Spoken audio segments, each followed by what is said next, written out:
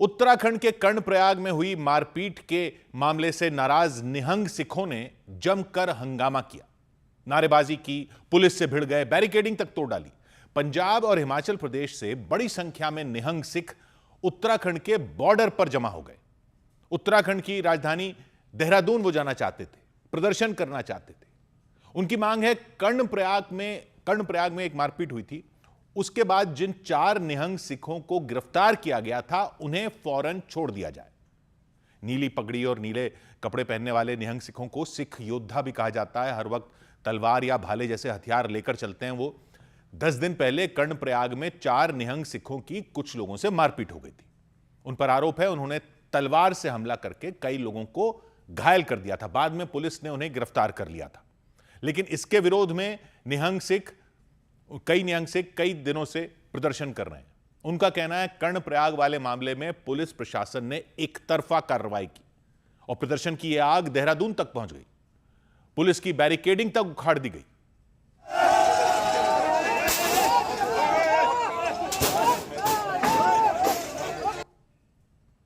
देहरादून पहुंचने से पहले इन प्रदर्शनकारी निहंग सिखों ने आधी रात के वक्त उत्तराखंड के कुल्हाल बॉर्डर पर भीड़ लगा दी थी। वो पंजाब और हिमाचल प्रदेश से आए थे, देहरादून जाने की जिद पर अड़ गए थे, लेकिन सुरक्षा व्यवस्था को देखते हुए प्रशासन ने उन्हें आगे बढ़ने से रोक दिया। इस पर प्रदर्शनकारियों ने नारे लगाने शुरू कर दिए।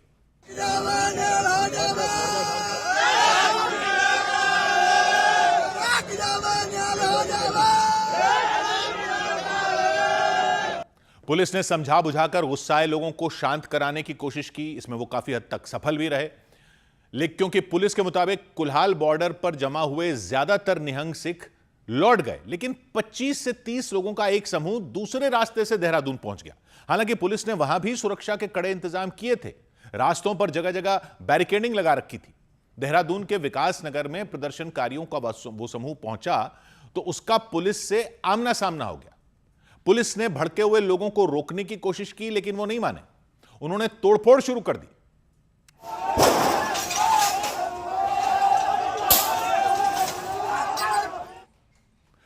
तो इन निहंग सिखों ने थोड़ी ही देर में वहां लगी बैरिकेडिंग तोड़ डाली और आगे बढ़ गए। वो पुलिस वालों के सामने तलवारें लहराते दिखे, दूसरे हथियार लहराते दिखे। हालांकि बाद में पुलिस ने उन्हें भी रोक दिया। उत्तराखंड पुलिस के मुताबिक उसने इन प्रदर्शनकारी निहंग सिखों से कई बार बातचीत की और इस मामले को शांत करवा लिया। उधर अयोध्या के राम मंदिर में दान चोरी के मामले में चंपत राय ने आखिर अपने पद से इस्तीफा दे दिया। श्री राम जन्मभूमि तीर्थ क्षेत्र ट्रस्ट में वो महासचिव के पद पर थे। उनके पास पूरे मंदिर की जिम्मेदारी थी, मंदिर की पूरी व्यवस्था संभालते थे। चंपत राय सिर्फ राम मंदिर ट्रस्ट से ही जुड़े नहीं थे, विश्व हिंदू परिषद के अंतर्राष्ट्रीय उपाध्यक्ष भी हैं, आरएसएस से भी जुड़े हैं। राम मंदिर निर्माण में बड़ी भूमिका निभा चुके हैं। मंदिर निर्माण के लिए चंदा जुटाने और मंदिर निर्माण प्रक्रिया की पूरी कमान संभाल चुके हैं। चंपत राय की देखरेख में ही अयोध्या में यह भव्य राम मंदिर का निर्माण किया गया। सुप्रीम कोर्ट के फैसले के बाद 2020 में श्री राम जन्मभूमि तीर्थ क्षेत्र ट्रस्ट का गठन किया गया था और चंपत राय को ट्रस्ट का महासचिव बनाया गया था। राम मंदिर निर्माण की पूरी जिम्मेदारी सौंपी गई थी, लेकिन राम मंदिर में दान चोरी का मामला सामने आने के बाद सब कुछ बदल गया। इसी महीने की 7 तारीख को दान चोरी का मामला सामने आया था। सूत्रों के मुताबिक राम मंदिर के चढ़ावे की रकम में करीब 7.5 करोड़ की चोरी के आरोप है। तो चढ़ावे की चोरी और वो भी राम मंदिर से, तो कोई छोटी बात तो थी नहीं, इसलिए तुरंत जांच शुरू की गई। रामशंकर यादव उर्फ टिन्नू यादव नाम के व्यक्ति का नाम सामने आया। सूत्रों का कहना है टिन्नू यादव चंपत राय के बेहद करीबी हैं, उनके ड्राइवर तक रह चुके हैं। तो सूत्र बता रहे हैं जांच के दौरान राम मंदिर के दान पात्रों की चाबियां भी टिन्नू यादव के पास से मिली थी। तभी से चंपत राय पर सवाल उठने शुरू हो गए थे। राज्य सरकार ने भी ट्रस्ट के पदाधिकारियों से दूरी बना ली थी। पिछले हफ्ते मुख्यमंत्री योगी आदित्यनाथ भी अयोध्या पहुंचे थे, तो राम मंदिर में उन्होंने एक कार्यक्रम में हिस्सा लिया था और रामलला की पूजा भी की थी, लेकिन उनके दौरे से चंपत राय को दूर रखा गया था। इस घटना के करीब 7 दिन बाद चंपत राय ने अपना पद छोड़ दिया, महासचिव के पद से इस्तीफा दे दिया। चंपत राय के साथ ट्रस्ट के सदस्य अनिल मिश्रा ने भी अपना पद छोड़ दिया। अनिल मिश्रा वो हैं जो राम मंदिर की प्राण प्रतिष्ठा के कार्यक्रम में मुख्य यजमान बने थे। जनवरी 2024 में जब प्राण प्रतिष्ठा हुई थी, उसमें अनिल मिश्रा अपनी पत्नी के साथ मुख्य यजमान बने थे। चंपत राय और अनिल मिश्रा ने ट्रस्ट के अध्यक्ष महंत नृत्य गोपाल दास को इस्तीफा सौंपा। सूत्रों का कहना है मुख्यमंत्री योगी आदित्यनाथ के सख्त रुख और एसआईटी की रिपोर्ट के बाद चंपत राय और अनिल मिश्रा ने अपने पद से इस्तीफा दिया। और चंपत राय और अनिल मिश्रा के इस्तीफे से कुछ घंटे पहले दान चोरी के मामले में 8 लोग गिरफ्तार कर लिए गए।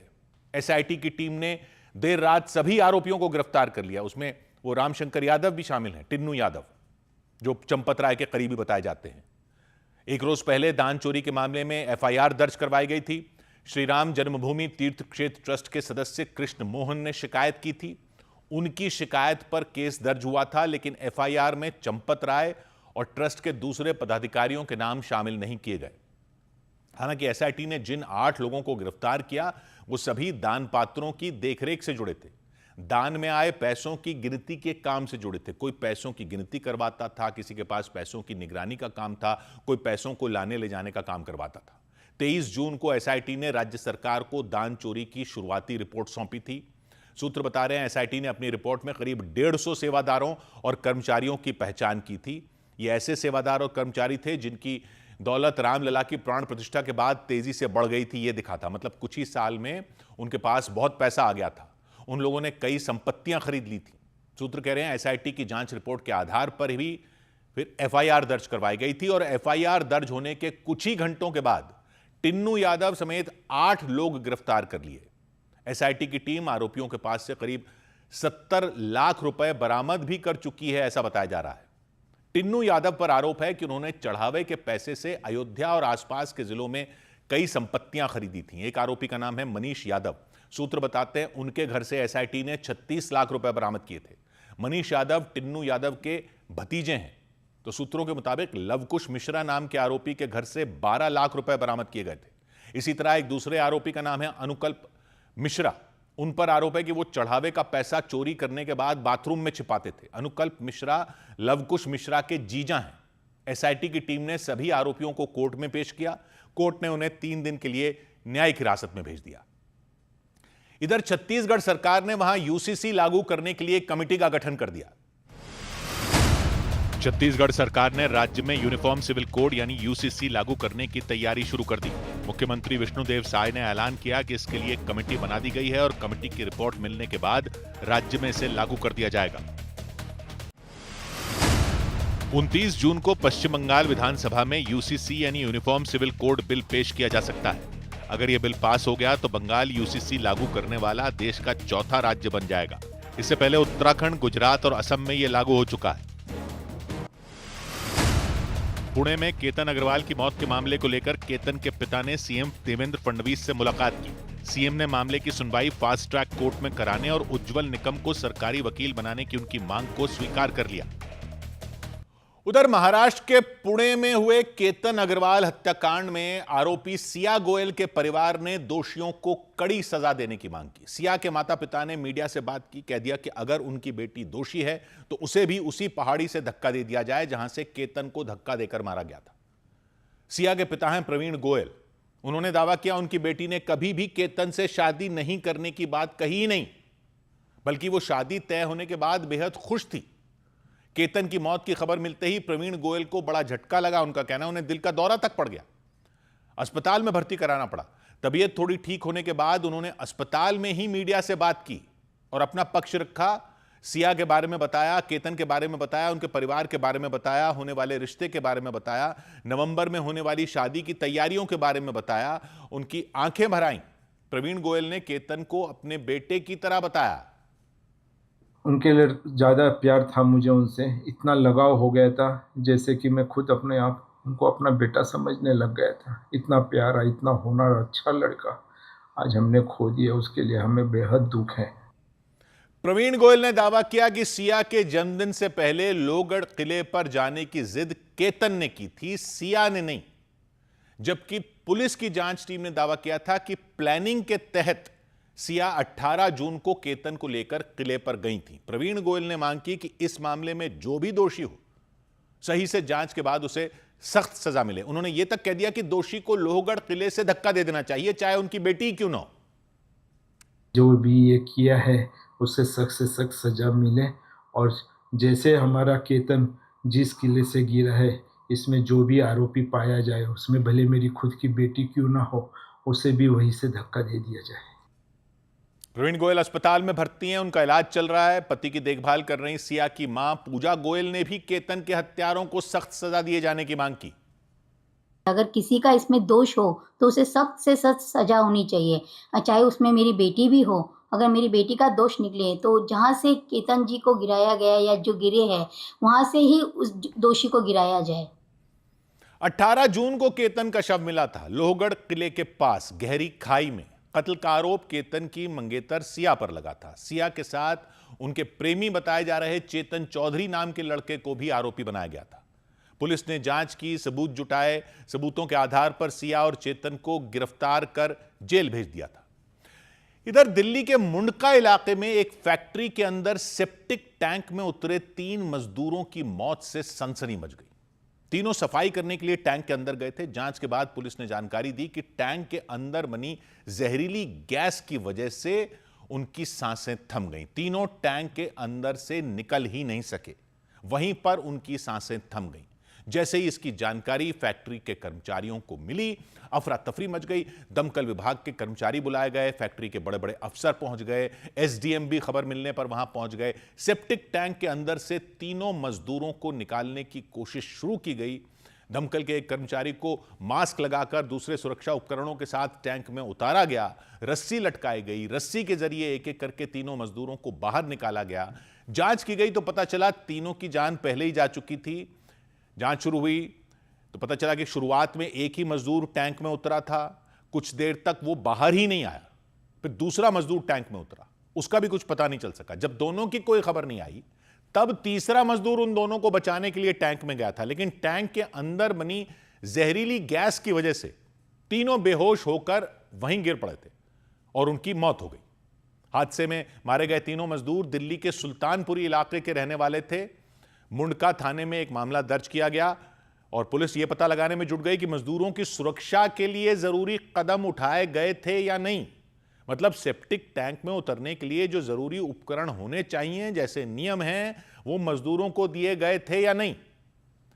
उधर बिहार के मुंगेर में गंगा नदी में डूबने से 5 लड़कियों की मौत हो गई तो कोहराम मच गया। बिहार के मुंगेर में गंगा नदी में डूबने से 5 लड़कियों की मौत हो गई।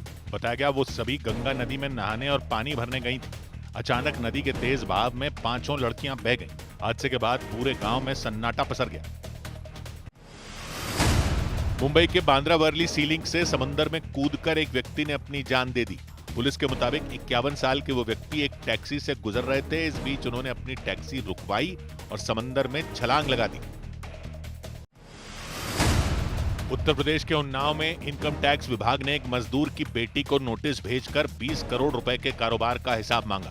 नोटिस के मुताबिक उनके नाम से 15 जनवरी 2025 को दिल्ली के बुराड़ी इलाके में एक फर्म बनाई गई थी और उसे 9 मई 2025 को बंद कर दिया गया था। नोटिस मिलने के बाद परिवार वालों ने पुलिस और जन सुनवाई पोर्टल पर पैन नंबर के दुरुपयोग की शिकायत दर्ज करवाई। इधर यूपी के आगरा में उस वक्त सब हैरान रह गए जब बीजेपी के एक पार्षद ने नाले के बीच में खड़े होकर अपना जन्मदिन मनाया। नाले में बीच में खड़े होकर केक काटा। बड़ी संख्या में उनके समर्थक भी मौजूद रहे। मतलब जन्मदिन की पूरी पार्टी नाले के बीचों बीच चलती रही। किशन नायक नाम के बीजेपी पार्षद ने यह क्यों किया? विरोध जताने के लिए किया। बीजेपी पार्षद के मुताबिक पिछले 14 साल में एक बार भी उस नाले की सफाई नहीं हुई। कई बार नगर निगम के अधिकारियों से शिकायत की उन्होंने, लेकिन इस नाले की सफाई करने कभी कोई आया ही नहीं। इसलिए उन्होंने अलग अंदाज में विरोध जताया। अपने समर्थकों के साथ नाले के बीच में खड़े हो गए। एक टेबल रखी हुई थी सामने, उस पर केक, माला, पगड़ी। बीजेपी पार्षद के समर्थकों ने पहले उन्हें माला पहनाई, फिर उन्हें पगड़ी पहनाई। इसके बाद उन्होंने केक काटा। उनके केक काटते ही वहां नारेबाजी शुरू हो गई। संघर्ष करो, हम तुम्हारे साथ हैं। पार्षद जी संघर्ष करो, हम तुम्हारे साथ हैं। पार्षद किशन नायक ने अपने समर्थकों को केक खिलाया। दावा किया कि 14 साल में 12 बार नगर निगम में शिकायत की गई। महापौर से लेकर तमाम बड़े अधिकारियों से बात की गई। उनका आरोप है तमाम शिकायतों के बाद भी कुछ नहीं हुआ। 14 साल में एक बार भी उस नाले की सफाई नहीं हुई। तो उनका कहना है कई बार अधिकारियों ने आकर निरीक्षण भी किया, सफाई का भरोसा भी दिया, लेकिन सफाई का काम नहीं शुरू हुआ। ना जाने कितने दर्जनों लेटर तो मैंने दे दिए, देने के बाद में भी अभी तक किसी का ध्यान नहीं है। ये मानसून अब चालू होने वाला है, अब ये बारिश का पानी लोगों घरों में जाके आप देखिए पछता सब हुआ, लोग इतने परेशान, इतने बेहाल हैं। और उन्होंने मांग की कि जल्द से जल्द फिर नालों की सफाई करवाई जाए ताकि मॉनसून के दौरान लोगों की मुश्किल ना बढ़े, बीमारियों का खतरा ना हो। उधर राजस्थान के कोटपुतली में दूध से भरा एक टैंकर पलटा तो लोगों में दूध लूटने की होड़ मच गई। हजारों लीटर दूध भरा था टैंकर में, अचानक बीच सड़क पर पलट गया। दूध निकलता देखकर लोग तुरंत उसकी तरफ दौड़ पड़े, दूध की लूट शुरू हो गई। ज्यादा से ज्यादा दूध लूटने की होड़ मच गई क्योंकि झटके की वजह से टैंकर के ऊपर का ढक्कन खुल गया था। पलटने पर सारा दूध सड़क पर बहने लगा था। आसपास लोग मौजूद थे, प्लास्टिक की बोतलें लेकर वहां पहुंच गए, दूध भरने लग गए। एक महिला बोरी लेकर पहुंच गई, बोरी में कई खाली बोतलें थीं। उनके साथ कुछ और लोग उस बोरी से बोतलें निकालकर भरने में जुट गए। दूध बर्तनों में दूध भरते दिखे, डिब्बे में दूध भरते दिखाई दिए, बाल्टियों में दूध भर लिया लोगों ने। जिसके हाथ जो लगा वो तुरंत उसे लेकर दूध इकट्ठा करने में जुट गया। सड़क पर जैम लग गए, वहां से जो लोग गुजर रहे थे वो भी बोतलों में दूध भरते नजर आए। टैंकर से लगातार दूध बहता रहा। गनीमत ये रही हादसे के दौरान उसके ड्राइवर की जान बच गई। हालांकि टैंकर पलटने की वजह से उन्हें काफी चोट आई। लोगों ने उन्हें अस्पताल में भर्ती करवाया, लेकिन दूध की लूट चलती रही। बड़े बड़े कंटेनर में दूध इकट्ठा कर लिया।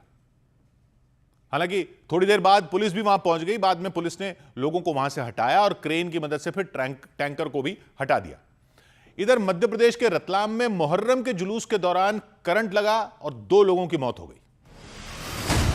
मध्य प्रदेश के रतलाम के हथनारा गांव में मुहर्रम के जुलूस के दौरान एक ताजिया हाई टेंशन लाइन से टकरा गया। ताजिए में करंट फैलने से 2 लोगों की मौत हो गई और 10 लोग गंभीर रूप से झुलस गए। बताया गया जुलूस में करीब 200 लोग शामिल थे। चंडीगढ़ के डड्डू माजरा इलाके में भीषण आग लगने से अफरा तफरी मच गई। वहां पुरानी गाड़ियों की कई दुकानों में आग लगी और देखते ही देखते बेकाबू हो गई। गाड़ियों में डीजल और पेट्रोल होने की वजह से आग के दौरान धमाके भी हुए। मध्य प्रदेश के सिवनी में मजदूरों से भरी एक तेज रफ्तार गाड़ी एक मकान में घुस गई। हादसे में गाड़ी के ड्राइवर समेत 3 मजदूरों की मौत हो गई। बताया गया गाड़ी में 29 लोग सवार थे। उधर मध्य प्रदेश के सीधी में वन रक्षक यानी फॉरेस्ट गार्ड की भर्ती के लिए सिर्फ एक महिला पहुंची। कई पदों की भर्ती थी, एक ही महिला पहुंची। 15 किलोमीटर चलना था नौकरी पाने के लिए। अकेली ही अफसरों के सामने इत्मीनान से चल रही थी क्योंकि कोई कंपटीशन ही नहीं था। 26 अभ्यर्थियों को कॉल लेटर भेजा गया था, फिजिकल एग्जाम देने के लिए बुलाया गया था, लेकिन 26 अभ्यर्थियों में सिर्फ एक अभ्यर्थी ही एग्जाम देने पहुंची। 25 अभ्यर्थी एग्जाम देने आए नहीं। फॉरेस्ट गार्ड की नौकरी थी। तो 8 पद आदिवासी समुदाय के लिए आरक्षित थे, यानी आदिवासी समुदाय से ही लोगों को आना था। उन पदों पर आदिवासी समुदाय के अभ्यर्थियों की ही भर्ती होनी थी। 8 पदों के लिए आदिवासी समुदाय के 26 अभ्यर्थियों को बुलाया गया था, लेकिन फिजिकल एग्जाम देने वाले दिन एक ही महिला अभ्यर्थी पहुंची। तो 26 में 25 अभ्यर्थी गायब ही हो गई, यानी नौकरी तो पक्की थी। इसके बाद वो महिला अभ्यर्थी अकेले ही 15 किलोमीटर की दूरी तय करने निकल गई। इस दौरान वहां वन विभाग के कई अधिकारी मौजूद रहे। उनके सामने आराम से पैदल चलते हुए फिजिकल एग्जाम पास कर लिया। ऐसा एग्जाम कि भाई ये तो पास होना ही है क्योंकि और कोई है ही नहीं। और वो बन गई फॉरेस्ट गार्ड। आदिवासी समुदाय के लिए 8 पद आरक्षित थे, 1 पद पर ही भर्ती हुई, 7 पद अब भी खाली रह गए। एक अभ्यर्थी के अलावा कोई और परीक्षा देने आया ही नहीं। बहराइच में एक तेंदुए ने 8 लोगों पर हमला कर दिया।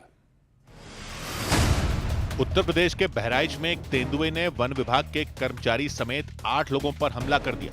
रिहायशी इलाके में उस तेंदुए के घुसने पर गांव वालों ने उसे भगाने की कोशिश की। वन विभाग की टीम भी गांव में पहुंच गई, लेकिन तेंदुए ने गांव वालों के साथ वन विभाग के एक कर्मचारी पर भी हमला कर दिया।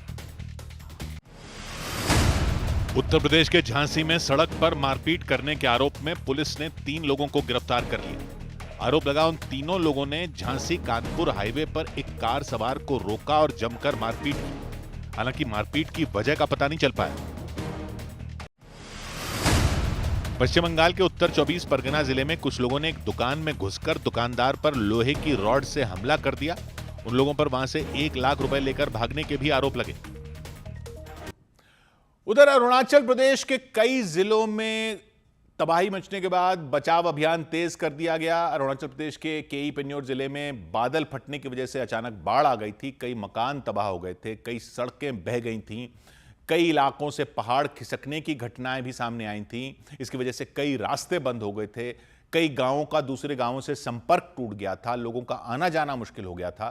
तो मौसम विभाग ने आने वाले कुछ दिनों के लिए भी अलर्ट जारी किया और जब बाढ़ का खतरा टल गया तो वहां बड़े पैमाने पर बचाव अभियान चलाया गया। बड़ी बड़ी मशीनें लाई गईं, रास्ते साफ किए गए ताकि वहां एक बार फिर लोगों का आना जाना शुरू हो सके।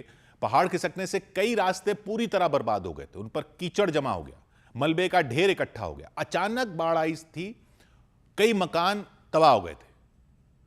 बचाव टीम ने वहां तलाशी अभियान चलाया, मकानों का मलबा साफ किया। बचाव अभियान के दौरान वहां मौजूद एक व्यक्ति ने बताया कि उन्होंने आज तक ऐसी तबाही नहीं देखी। इस साल में तो बहुत बारिश हुआ है, लेकिन हम लोग तो बचपन से आज तक ऐसे लैंडस्लाइड कभी नहीं देखा है। अरुणाचल प्रदेश के केई पेन्योर जिले में भारी बारिश हुई और अचानक बाढ़ आ गई थी, इतनी भयंकर कि बड़े बड़े मकान तिनके की तरह बह गए, रिहायशी इलाके पानी में डूब गए, भारी भरकम पुल तबाह हो गए, हाईवे टूट गए। केई पेन्योर और उसके आसपास के 5 जिलों का संपर्क टूट गया। एक व्यक्ति की मौत हो गई, कई लोग लापता हो गए। उधर मध्य प्रदेश के ग्वालियर में एक महिला ने आरोप लगाया कि उनके पति ने पैसों के लिए उन्हें जबरदस्ती तेजाब पिला दिया। निशा राठौर नाम की महिला, पति पर तेजाब पिलाने के अलावा मारपीट करने और प्रताड़ित करने के भी आरोप लगाए, वो भी मरने से पहले मोबाइल फोन में रिकॉर्ड किए गए वीडियो में। हालांकि निशा के आरोपों पर उनके पति ने क्या कहा वो सामने नहीं आ सका। पुलिस के मुताबिक निशा पिछले कुछ दिनों से अस्पताल में भर्ती थी, उनका इलाज चल रहा था, लेकिन 2 दिन पहले उनकी मौत हो गई।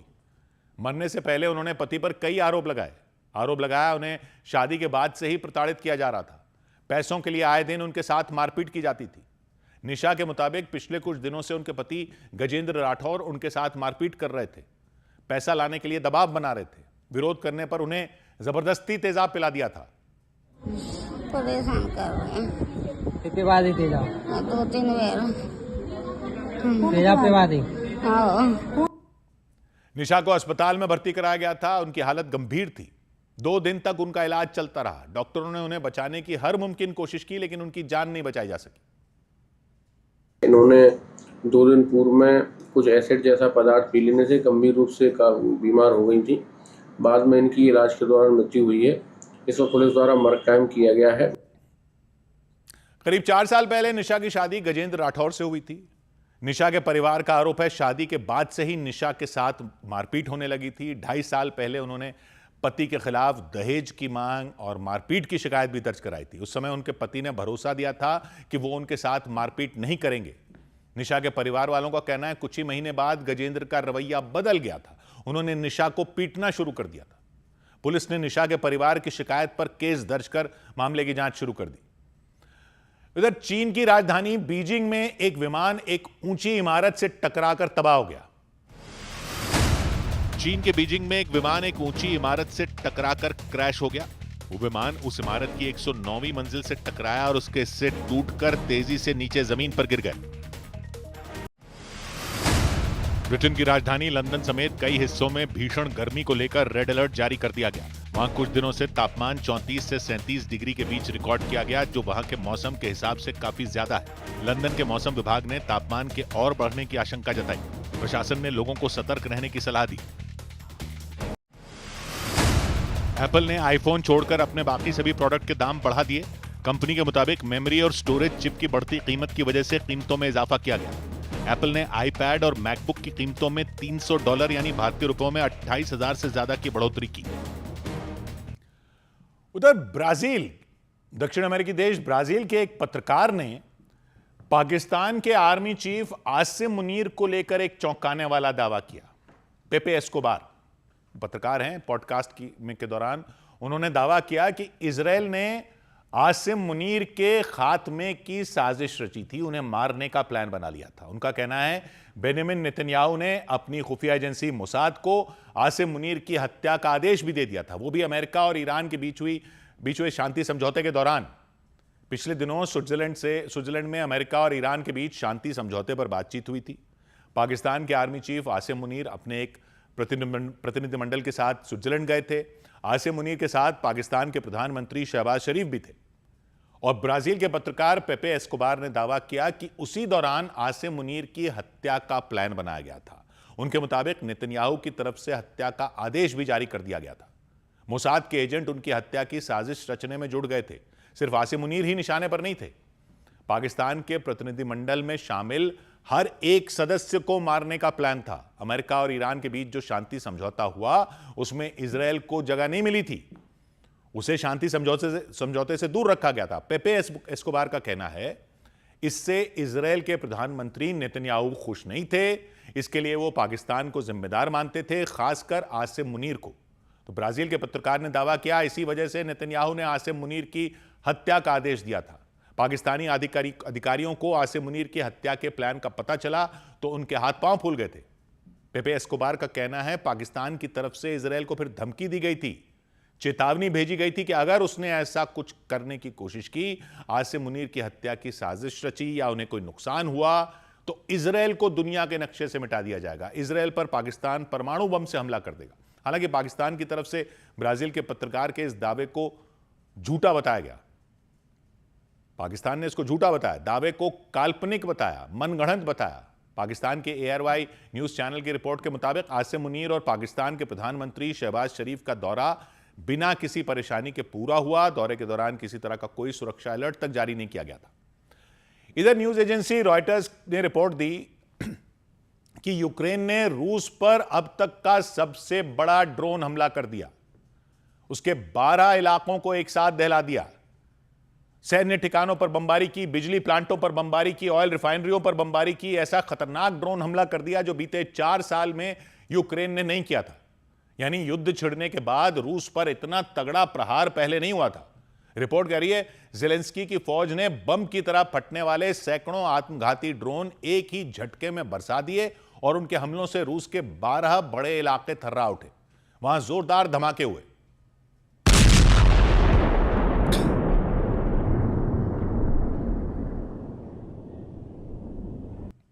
यह ड्रोन हमला ऐसे समय पर हुआ जब ज़ेलेंस्की ने रूस पर बमबारी तेज करने की घोषणा की। ऐलान कर दिया कि अगले 40 दिन तक दुश्मन की धरती पर बारूद की बेहिसाब बारिश की जाएगी ताकि उसे घुटनों पर लाया जा सके। पुतिन को बातचीत की टेबल पर लाने के लिए मजबूर किया जा सके। इसीलिए यूक्रेन की सेना ने युद्ध के मैदान में पूरी ताकत झोंक दी। यह रिपोर्ट कहती है उसने कुछ ही घंटों के अंदर रूस पर सैकड़ों ड्रोन हमले कर दिए।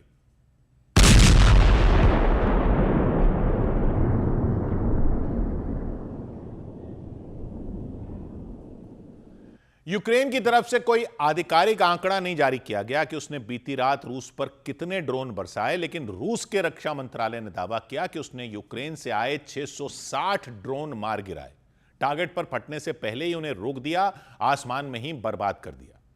रिपोर्ट कह रही है यूक्रेन का यह हमला उसका अब तक का सबसे बड़ा ड्रोन हमला था।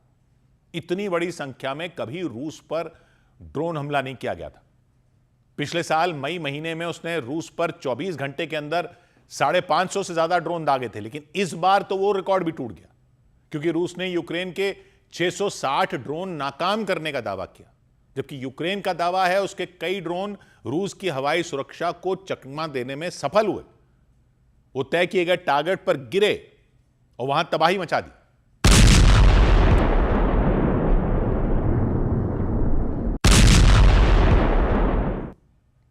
रिपोर्ट कह रही है ज़ेलेंस्की की सेना ने रूस के 12 इलाकों को एक साथ निशाना बनाया। ज्यादातर वो इलाके शामिल थे जो यूक्रेन के पूर्वी बॉर्डर से लगते हैं। रूस का बेलग्रद, कुर्स्क, ब्रियांस्क, कृष्णोदार शामिल रहा। रूस के कब्जे वाला क्राइमिया शामिल रहा। खबर है कि क्राइमिया के बंदरगाह पर जोरदार एयर स्ट्राइक की गई और वहां खड़े रूस के 2 युद्धपोत इसकी चपेट में आ गए। माल ढोने वाले एक जहाज पर भी ड्रोन हमला किया गया। यूक्रेन ने दावा किया कि उसकी कार्रवाई में रूस को भारी नुकसान पहुंचा। हालांकि रूस ने इससे इनकार किया। उसका कहना है उसकी फौज ने दुश्मन के ज्यादातर हमले नाकाम कर दिए। उधर यूरोप के देश पुर्तगाल में भारतीय मूल के कारोबारी पर सरेआम फायरिंग होने से सनसनी मच गई। यूरोप के देश पुर्तगाल में भारतीय मूल के कारोबारी पर सरेआम हुई फायरिंग से दहशत मच गई। फायरिंग के बाद गैंगस्टर राहुल आर.के. मीणा ने इस हमले की जिम्मेदारी ली। राहुल आर.के. मीणा की तरफ से सोशल मीडिया पर एक पोस्ट डालकर खुलेआम धमकी दी गई। इजरायल की सेना ने दक्षिणी लेबनान में हिजबुल्लाह के 6 लड़ाकों को मार गिराने का दावा किया। इजरायल की सेना के मुताबिक इस ऑपरेशन के दौरान हिजबुल्लाह के ठिकानों पर हवाई हमलों के साथ जमीनी कार्रवाई भी की गई। केंद्र सरकार ने ऑपरेशन सिंदूर के दौरान शहीद हुए 6 जवानों के नाम पहली बार सार्वजनिक किए। 6 शहीद जवानों में 5 जवान भारतीय सेना के और 1 जवान वायुसेना का रहा। इन शहीद जवानों के नाम इंडिया गेट के पास मौजूद नेशनल वॉर मेमोरियल पर लिखे जाएंगे। उधर यूरोप के देश डेनमार्क में अजान पर रोक लग सकती है। वहां के मीडिया ने रिपोर्ट दी कि डेनमार्क की सरकार ने वहां की मस्जिदों में लाउडस्पीकरों पर होने वाली अजान पर पूरी तरह कानूनी रोक लगाने की तैयारी शुरू कर दी। वहां के इमिग्रेशन मिनिस्टर हैं मॉर्टन बुस्कोव। उन्होंने साफ कह दिया कि डेनमार्क के किसी भी शहर में अजान की आवाज छतों पर नहीं गूंजनी चाहिए। यह तक कह दिया कि डेनमार्क आने वाले किसी भी पर्यटक को यह नहीं लगना चाहिए कि वो पाकिस्तान के इस्लामाबाद में घूम रहा हो। मॉर्टन बुस्कोव डेनमार्क की सत्ता पर मौजूद सोशल डेमोक्रेटिक पार्टी के नेता हैं। उनकी पार्टी ने इससे पहले भी 2 बार डेनमार्क में अजान पर रोक लगाने की कोशिश की थी, लेकिन प्रतिबंध लगा नहीं सकी थी। एक बार फिर इसे लेकर वहां चर्चा तेज हो गई। डेनमार्क के अखबारों में छपी रिपोर्ट के मुताबिक इसे लेकर कोई कानून तो पास नहीं हो सका, लेकिन सरकार ने इस बात की जांच शुरू कर दी कि कानूनी तौर पर यह संभव है या नहीं, क्योंकि डेनमार्क के संविधान में धार्मिक स्वतंत्रता का अधिकार पहले से मौजूद है। इमिग्रेशन मंत्री मॉर्टन बुस्कोव ने बताया कि पूरे देश में मस्जिदों से लाउडस्पीकर पर अजान बजाने पर प्रतिबंध लगाने पर विचार किया जा रहा है। अजान की आवाज डेनमार्क की छतों पर हरगिज नहीं गूंजनी चाहिए। कह दिया कि डेनमार्क का माहौल ऐसा नहीं होना चाहिए कि बाहर से घूमने आ रहे लोगों को यह लगे कि वो पाकिस्तान की राजधानी इस्लामाबाद के किसी इलाके में आ गए। बीते कुछ सालों में डेनमार्क में मुस्लिम समुदाय की आबादी तेजी से बढ़ी है। खासकर 2010 के बाद से सीरिया से, इराक से, अफगानिस्तान से हजारों लोग शरणार्थी बनकर वहां पहुंचे और वहीं बस गए, कारोबार शुरू कर दिया। इसलिए आबादी बढ़ती चली गई। डेनमार्क की कुल आबादी करीब 60 लाख है। इनमें मुस्लिमों की आबादी करीब 3 लाख है। 1980 के दशक में डेनमार्क में मुस्लिम समुदाय के केवल 30,000 लोग थे, जो 2026 में बढ़कर 3 लाख से ज्यादा हो गए।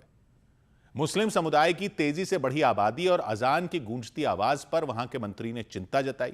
मॉर्टन बुस्कोव की पार्टी ने इससे पहले साल 2020 और साल 2025 में भी इस तरह की रोक लगाने की कोशिश की थी। उधर झारखंड के रामगढ़ में एक ट्रक और एक गाड़ी की टक्कर में 7 लोगों की मौत होने से कोहराम मच गया। झारखंड के रामगढ़ में एक तेज रफ्तार ट्रक और एक गाड़ी के बीच हुई भीषण टक्कर में 7 लोगों की मौत हो गई। हादसे में एक व्यक्ति गंभीर रूप से घायल हो गया। हादसे के बाद ड्राइवर ट्रक छोड़कर फरार हो गया। अहमदाबाद में 3 कारों के बीच भीषण टक्कर हो गई और एक कार में अचानक आग लग गई। हादसे में 4 लोग घायल हो गए। एक खबर जो आंध्र प्रदेश से आई वो काफी लोगों का ध्यान खींच रही है। वहां सोने की खदान शुरू की गई है। सोने की पहली प्राइवेट खदान है। तो सौभाग्य की एक बात यह कि क्या भारत में सोना मिल गया? सोने की चिड़िया तो बहुत पहले हुआ करता था ना, फिर सोना निकल आया यहां और अब हमें सोना बाहर से नहीं मंगाना पड़ेगा। तो इसके लिए खबर को पूरा समझने की जरूरत है। आंध्र प्रदेश के कुर्नूल जिले के जोन्नागिरी गांव में देश की पहली बड़ी निजी सोने की खदान शुरू हो गई है। बल्कि जोन्नागिरी का नाम ही स्वर्णगिरी रख दिया गया है। अभी तक सोने की खदान सरकारी कंपनी देखती थी। यह पहली खदान है जो एक प्राइवेट कंपनी को दी गई है। 400 करोड़ रुपए से ज्यादा की लागत से यह खदान शुरू की गई है और यह ओपन पिट खदान होगी। मतलब जमीन के नीचे सुरंग बनाकर सोना नहीं निकाला जाएगा, खुले में बड़ा सा गड्ढा करते जैसे बड़े मैदान जैसा गड्ढा, उस तरीके से इसमें खुदाई होगी। रिसर्च कहती है इसमें 13 टन से ज्यादा सोना तो पक्का मिला है। आगे और खोज होती रहेगी तो अनुमान है यहां 42 टन तक सोना हो सकता है। लेकिन एक साथ नहीं निकलेगा, सोना निकालने में बहुत टाइम लगता है। पहले साल में इससे लगभग 400 किलो सोना निकलने की उम्मीद है। फिर आगे चलकर यह बढ़कर सालाना 900 किलो से 1000 किलो यानी 1 टन तक पहुंच सकता है हर साल। तो अनुमान यह है कि पूरा प्रोजेक्ट लगभग 15 साल तक चल सकता है। आजादी के बाद यह भारत की पहली बड़ी प्राइवेट सोने की खदान है जो इतने बड़े पैमाने पर शुरू की गई है। भारत में बहुत पहले जरूर सोना निकलता रहा था, वैदिक काल और महाभारत रामायण के समय से ही भारत में सोना प्रसिद्ध रहा है, तो निकलता तो होगा ही। लेकिन बड़े पैमाने पर आधुनिक तरीके से सोने के लिए खुदाई हुई थी अंग्रेजों के जमाने में कर्नाटक के कोलार में। केजीएफ सुना ही होगा आपने, कोलार गोल्ड फील्ड्स। तो 1880 के आसपास British company John Taylor and Sons ने यहां आधुनिक खनन शुरू किया था सोने का, और यह दुनिया की सबसे गहरी खदानों में एक होती थी। लगभग 3.25 किलोमीटर जमीन के नीचे, और कोलार की खदान लगभग 120 साल तक चलती रही। इससे कुल 800 से 900 टन सोना निकाला गया।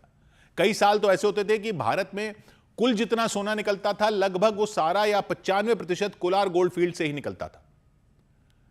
1956 में इसको सरकारी बना दिया गया था और भारत गोल्ड माइंस लिमिटेड नाम की सरकारी कंपनी इसको संभाल रही थी। लेकिन फिर उससे सोना निकलना कम होता गया और 2001 में कोलार की खदान को बंद कर दिया गया था, क्योंकि जितने का सोना निकल रहा था उससे ज्यादा तो खर्चा ही हो रहा था सोना निकालने में। सोना निकालने में खर्चा बहुत होता है। तो आज भी कर्नाटक के रायचूर में हुत्ती गोल्ड माइंस नाम की खदान चल रही है। वहां से हर साल लगभग 1-1.5 टन सोना निकलता है। इसके अलावा कुछ और छोटे छोटे इलाके हैं, लेकिन बड़ा सोने का उत्पादन भारत में नहीं होता था, क्योंकि ये 1-1.5 टन सुनने में भले ही आपको लगे कि 1000 किलो, लेकिन हमारी खपत भी तो देखिए। हमारे यहां विदेश से कितना सोना आता है हर साल, 700 से 800 टन। तो 1-1.5 टन से कुछ खास फर्क नहीं पड़ने वाला। चीन इसमें भी सबसे आगे हो गया है, वहां हर साल 370-380 टन सोना निकलता है। रूस में भी लगभग 325 टन निकलता है। ऑस्ट्रेलिया तीसरे नंबर पर है, वहां 280-290 टन सोना हर साल निकलता है। कनाडा में भी 200 टन सोना निकलता है, और अमेरिका में भी सोना निकाला जाता है। अफ्रीका के घाना में भी सोने की खदानें हैं। उधर दक्षिण अमेरिका में पेरू में भी है, मेक्सिको में भी है। एक टाइम होता था जब सोने की खदानों का बेताज बादशाह होता था दक्षिण अफ्रीका। उस पर तो गोरों का राज ही सोने और हीरे की वजह से था। हर साल वहां से एक जमाने में 1000 टन सोना निकलता था हर साल। अब भी है, लेकिन अब 100 टन के करीब ही निकलता है। अब चीन टॉप पर है, लेकिन चीन में बहुत सारी छोटी बड़ी खदानें मिलाकर इतना ज्यादा उत्पादन करती हैं। तो वहां बहुत सारी खदानें खोदनी है चीन की सरकार ने। भारत का हिस्सा इसमें बहुत छोटा है, सिर्फ 1-2 टन साल का। मतलब दुनिया में एक तरह से भारत गिनती में नहीं था। लेकिन जैसे चीन ने नई तकनीक से छोटी छोटी बहुत सारी खदानें खोदकर सोना निकाला है, भारत में भी शुरुआत कर दी गई है प्राइवेट कंपनी को आंध्र प्रदेश में यह खदान देकर, क्योंकि सबसे ज्यादा सोने की खपत भी भारत में ही तो होती है। पिछले साल 7,200 करोड़ डॉलर, लगभग 6 लाख करोड़ रुपए का सोना हमने विदेश से खरीदा, तो रुपए की कीमत पर ही दबाव आ गया था। तो इस नई खदान से 1 टन सोना निकल भी आए हर साल तो कोई खास फर्क नहीं पड़ेगा, लेकिन एक शुरुआत कर दी गई है। अगर इस कंपनी को अच्छा फायदा होता है तो और कंपनियां आ सकती हैं, और उड़ीसा, मध्य प्रदेश, कर्नाटक, आंध्र के अन्य इलाकों में और खोज हो सकती है सोने की। हालांकि पर्यावरण का ख्याल रखना भी जरूरी है कि पानी, मिट्टी और जंगल को नुकसान ना हो। लेकिन सोना अगर कम खर्च पर निकल जाए तो देश को फायदा भी हो सकता है। पाकिस्तान ने बलूचिस्तान की रेकोडी खदान विदेशी कंपनी को दे दी है सोना और तांबा निकालने के लिए। उसमें 1270 टन सोना होने का अनुमान है। वो कह रहे हैं हर साल 7-8 टन सोना वहां से निकलेगा। उत्पादन 2028 में शुरू होने वाला है, बाद में और बढ़ सकता है। और वहां कुछ और जगहों पर सोना होने के संकेत मिले हैं, लेकिन वहां बलूचिस्तान में विद्रोह चल रहा है, उससे मामला कुछ डामाडोल है। तो हर देश लगा हुआ है सोने की खोज में। इसलिए भारत में यह प्राइवेट खदान शुरू होना अभी छोटा कदम जरूर है, लेकिन उम्मीद बढ़ाने वाला है। 100 बात की एक बात। इधर आयरलैंड के खिलाफ पहले T20 मैच में वैभव सूर्यवंशी को डेब्यू का मौका नहीं मिला। आयरलैंड के खिलाफ पहले T20 मैच में वैभव सूर्यवंशी को टीम में जगह नहीं मिली। टॉस के दौरान कप्तान श्रेयस अय्यर ने उनकी तारीफ की, लेकिन उन्होंने बताया कि टीम को अभी अनुभवी खिलाड़ियों की जरूरत है और वैभव को अभी मौके का इंतजार करना पड़ेगा। अगर 15 साल के वैभव को मौका मिलता तो वो सबसे कम उम्र में भारत के लिए खेलने वाले खिलाड़ी बन जाते। जम्मू कश्मीर के गांदरबल में अमरनाथ यात्रा शुरू होने से पहले पुलिस और सुरक्षा बल के जवानों ने मॉक ड्रिल की। इस दौरान जवानों ने अपनी तैयारियों को परखा और आपात स्थिति से निपटने का अभ्यास किया। अमरनाथ यात्रा 3 जुलाई से 28 अगस्त तक चलेगी। उधर हरियाणा के पंचकुला में एक व्यक्ति को बीच सड़क पर पीटने के आरोप में एक पुलिसकर्मी को बर्खास्त कर दिया गया। जयवीर सिंह नाम के पुलिसकर्मी रामगढ़ चौकी पर तैनात थे। 2 रोज पहले कुछ लोगों ने उन्हें फोन पर सूचना दी कि नशे की हालत में एक व्यक्ति सड़क पर घूम रहे हैं, लोगों को परेशान कर रहे हैं। जयवीर सिंह वहां पहुंच गए थे। पहले तो उन्होंने हालात संभालने की कोशिश की, लेकिन बाद में उन्होंने सड़क पर हंगामा कर रहे व्यक्ति पर थप्पड़ बरसा दिए थे और पैरों से ठोकर मारी थी। जमीन पर गिरे व्यक्ति को कुछ लोग घेर कर खड़े दिखाई दिए। पगड़ी पहने हुए एक आदमी ने जमीन पर गिरे व्यक्ति को उठाने की कोशिश की, उनके कपड़े पकड़कर खींचे तो जयवीर सिंह ने भी उन्हें उठाने की कोशिश की।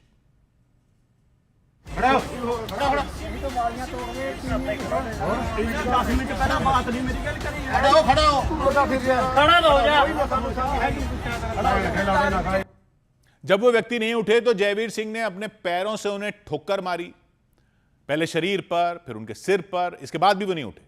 आसपास के लोगों ने किसी तरह उन्हें खड़ा किया। वो हाथ जोड़कर जयवीर सिंह के सामने खड़े हो गए, लेकिन जयवीर सिंह ने उन पर थप्पड़ों की बारिश कर दी। एक के बाद एक करके 5-6 थप्पड़ मारे।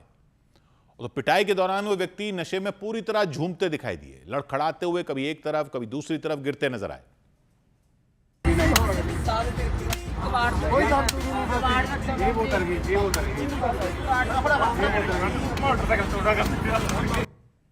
पिटाई के बाद उन्हें पुलिस की गाड़ी में बैठा लिया गया और थाने ले जाया गया। लेकिन पिटाई की इस घटना का वीडियो किसी ने अपने मोबाइल कैमरे में रिकॉर्ड कर लिया और सोशल मीडिया पर डाल दिया। फिर पुलिस के कामकाज के तरीके पर सवाल उठ गए। मामले को गंभीरता से लेते हुए पुलिस अफसरों ने पुलिसकर्मी जयवीर सिंह को बर्खास्त कर दिया। अनुशासनहीनता और गलत व्यवहार करने का आरोप लगाया गया।